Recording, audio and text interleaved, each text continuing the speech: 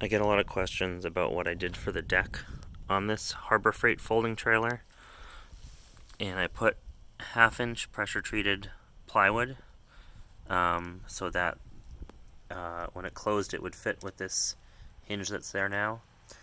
And then I put these 2x3s between the rails here to give it a little extra support where it needs it. So you can see the 2x3 fits inside this rail, and I use construction adhesive to attach it to the deck, and in some cases I put a screw in from the top here, and then in other cases I put a screw from the back to hold it in place.